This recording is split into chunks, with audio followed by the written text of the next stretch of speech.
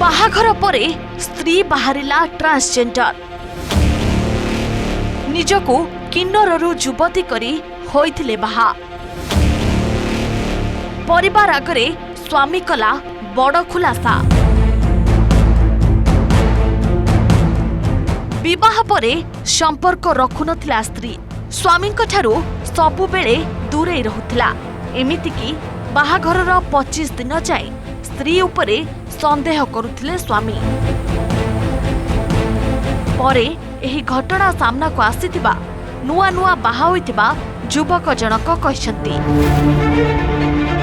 मध्य प्रदेशर साजापुर जिल्लारू सामना को आसीछि एभଳି घटना विवाहर मात्र 25 दिन परे जणे 32 वर्षीय युवक निज पत्नी को ट्रांसजेंडर बोली दाबी करिसंती। से अभियोग करिसंती विवाह पूर्वरु पत्नी संपर्क रे सत लुचा जाइतिला। एही अभियोग आधार रे पुलिस नुआ बहुर परिवार 5 जनक विरोध रे मामला रुजु करिछि। तेबे पुलिस स्पष्ट करिछि अभियोगर सत्यता एपर्यंत प्रमाणित होई नाही। हिंदू रीतिनीति अनुसार गत जून 29 तारिख रे उभयंकर मंदिर रे विवाह होइतिला।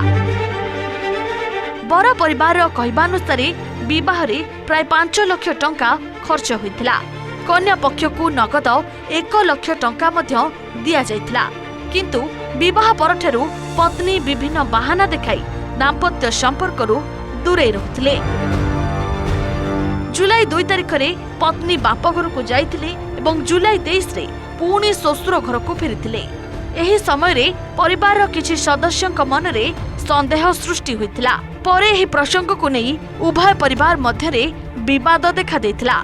स्वामी को अभियोग अनुसार पत्नी को संपर्क माने साजापुर को आसी तांको परिवार लोकों को माड़ मारिबा सह गाली गुलज करथिले।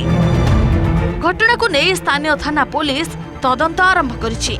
थाना अधिकारी संतोष बाघेला कहिसंती संपृक्त व्यक्ति ट्रांसजेंडर कि नुहे डाक्तरी परीक्षा परे स्पष्ट हेबो।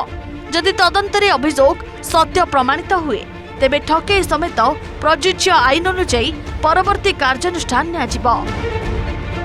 वर्तमान एही घटना स्थानीय अंचल रे चर्चार विषय पालटिथिबा बेले पुलिसर तदंत रिपोर्ट को समस्ते अपेक्षा करिसंती।